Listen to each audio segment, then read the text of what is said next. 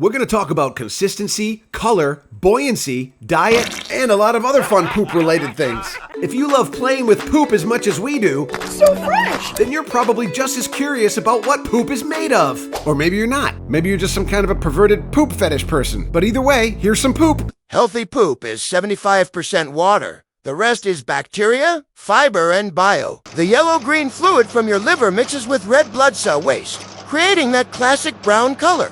Basically a free smoothie that came from your butt. Fun poop fact! The world record for the longest poop is allegedly 26 feet long, done in one sitting or squatting. Your poop is a daily report card from your body. The consistency can reveal if your gut's happy and healthy, or if something's wrong. Consistency is everything. When you're dropping out little rabbit pellets, sure, they might look cute, and they typically don't leave a lot of residue on your butthole for you to have to wipe afterward. Residue. And then there's the soft serve swirl. It slides out easy, but it's a total toilet paper assassin. You'll burn through half a roll of toilet paper and you'll still feel like you're painting a fence back there. There's poop on this fence that goes a mile down. I gotta wipe off all of this brown. On the other hand, the perfect log, the holy grail of poops, just takes a couple swipes, maybe no swipes. It's clean, efficient, and you walk away like a champion. But if it turns into a sticky dump or even a watery, splattery dump, you're pressure washing that. You mean like a bidet? Even a bidet's not going to cut it when it comes to the real sticky stuff. You can't just squirt and that's going to come off. You're going to have to wipe, scrub. The Bristol Stool chart, created in 1997, classifies poop by appearance and consistency to assess bowel health. And here's our music video on it. I'm a type 1 poop popping out like hard little funny lumps. Low fiber intake causing many tiny bunny dumps. Could be irritable bowels or medication side effects. Severe constipation is what your body detects. I'm a type 2 poo nugget stuck together with poop glue. This one could be caused by low fiber or side effects too. It's like constipation but not as bad as type 1. And I'll tickle your sphincter, squeezing out your bum. I'm a type 3 poo sausage with dry cracks or lumps. Should come out smooth, just give your bowels a pump. This is a normal stool, you got good digestion. Time to celebrate when it looks like a turtle erection. I'm a type 4 sleek and smooth like a missile. The best feeling poo color shoots it out like a pistol. Balanced fiber intake keeps me fit and healthy. I'm your ideal poo that's worthy of a selfie. Type 5 or soft blobs, they're not the worst but not great. If you're not sure how they feel, reach in and investigate. It's a sign of low fiber or inflammation. Eat veggies and grains to improve your situation. Type 6 here and I'm borderline diarrhea. If you were squeezing these out, I wouldn't wanna be ya. Could be dietary problems, IBS or infection. Like a squeezy ketchup bottle, better make a correction. I'm the final poop of this array, some call them Hershey squirts. It's full splattery spray, better be on short alert. Could be from Crohn's, celiac, or ulcerative colitis. Follow these stool rules and scream our poops for your ass. Fun poop fact! Poop transplants are real medicine. Fecal transplants can restore healthy gut bacteria in people with severe digestive problems. The color of our poo can say a lot about our health. Varying shades of brown are considered normal, healthy poopies. Black or dark brown poo can result from excess iron, certain medications, black foods, or you sold your soul to the devil.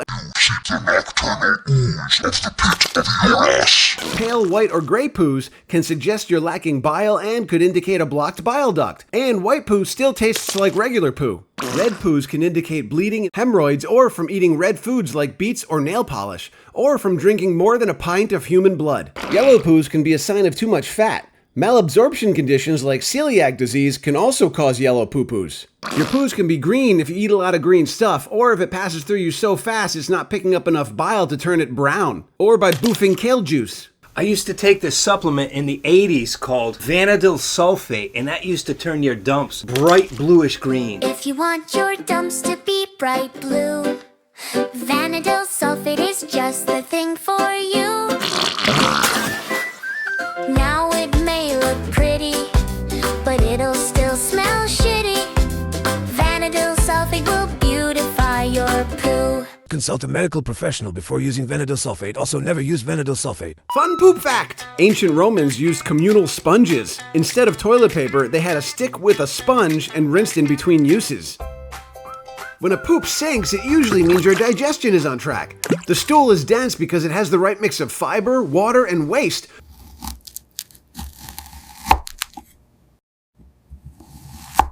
Without too much gas or fat trapped inside.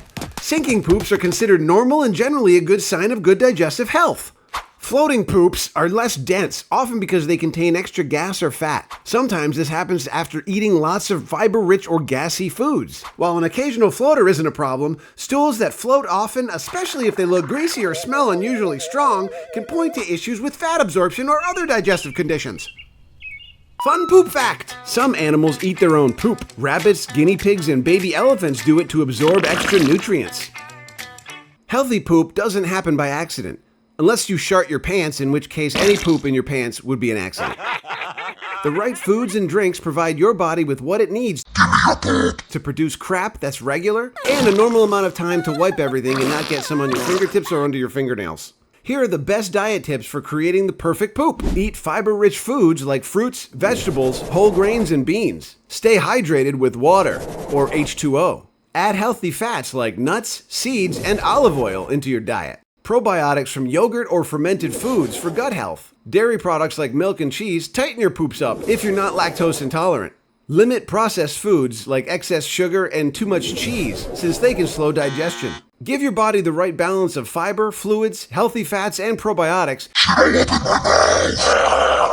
And cut back on the stuff that slows down all the parts in your body that mush up the food and turn it into poop. Do that and your bathroom visits will be smoother, easier, and sexier. Fun poop fact! It takes 24 to 72 hours for your body to turn poop into food. I'm sorry, I mean food into poop. What's up? Welcome to the podcast style section of this video. If you're still watching, we're gonna talk about all things poop and wiping related, so sit back, relax, or go drop a deuce. I've even done this when I was out in the bathroom at a public place, even when there was multiple stalls and I had a sticky and nobody was there. I'd run out of the stall with a big wad of toilet paper and I put a little bit of soap and water on and then I'd run back in and I've done that. Even if it's just using soap and no water. I've had dirty poops. I would use toilet water to clean my butt. If you got no other options, you roll it up into a toilet paper ball and you use the water in the toilet. That's kind of clean. However, do not wash your butt with unsanitary public restroom toilet water such as at a bus station or a McDonald's, or you run the risk of contacting pathogens such as, but not limited to, E. coli, salmonella, norovirus, and hepatitis A, Clostridium difficile, or Legionella pneumophilial. oh, thank God I'm not the only one.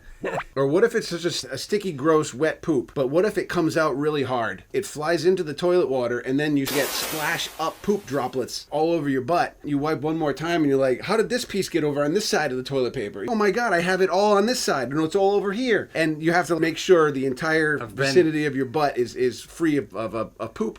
Otherwise, you got poop on your butt. If you have sticky dumps where you use a whole roll of toilet paper and it's still not coming clean, I have a method that absolutely cured that. And I have a nice dump that I don't even have to swipe. Ask Ian.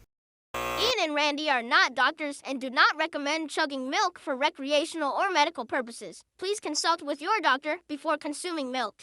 Not going to want to admit this, but sometimes we'd be in the bathroom, my wife would be there, Ian would be there, all talking while I'm taking a dump. Hold on. Randy is okay pooping with the door open. He's an open pooper. So, unfortunately, I'd have more information about Randy's poops than I'd like to know. And then I'd swipe, show him the paper, and there's nothing, no residue there. So that's a little bit of proof. His shits were either not streaky or he wasn't wiping correctly. Look, I went to my butt. My key for this condition is drink lots of milk with everything that you eat. Not going to work if you're lactose intolerant. Or if you're allergic to dairy. And I eat a lot of like junk food, like cookies and cakes is probably the worst thing to make your poo sticky. When I'm eating that kind of junky stuff, I drink extra milk, like a nice big glass, right after I eat that stuff. And then the next day when all that comes out, it's clean. If you overdo it, you will shoot out these little rabbit turd things, and sometimes it's hard to push out. You don't swipe. It's like you swipe, and when you get those little turds coming out, you swipe, and there's nothing on the paper. It's like... And to me, that's a huge win for the day, because I don't like that sticky. It is, but some people might argue that it's not always good to have poops that aren't a little sticky or a little wet. I mean, if you just follow the stool chart, you'll see that a nice smooth log. Right. So maybe is a healthy log. I go a little overboard, and mine are typically for me. My 2's are number 2 on the stool chart. Oh. You're welcome. So you may notice we talk about toilet humor and poo a lot. I don't want to call it a fetish, but we have something about poo that's always been funny The fact to that me. you said the word fetish, now they're going to think fetish. Should have just said we're I don't know what my two brain... wild and crazy poop guys. It originally started when I was about... When I heard this guy in a stall, and I had to look under and see what he was doing. Me and my two friends, Bobby and his sister, were playing in a parking lot across from where my mother worked. And then Bobby says, I gotta go to the bathroom. And I'm like, okay. Figuring he was gonna go take a squirt. He goes just out of the parking lot, next to a tree, pulls down his pants, and he stands there like this, and he's going, "Ugh." And I see this little Play-Doh Fun Factory dookie coming out of his butt and lands on the ground. And up to that point in my life, I had never seen anybody do that. I'm like, ah! And I was just laughing my ass off. And he didn't even think it was funny. He's just like doing it. And his sister's thinking nothing of it too. Like they do that all the time. Hold on, his sister watched it? His sister was there watching. She wasn't down there looking at his asshole. You were. That was the funniest thing I'd seen up till that point. It was the Looking at his greatest thing asshole. I've ever seen in my life. Laughing so hard. So hairy butthole. From that point on, I would peek crap in was funny. stalls and wanting to see what people were doing, what people were stirring up in their buttholes.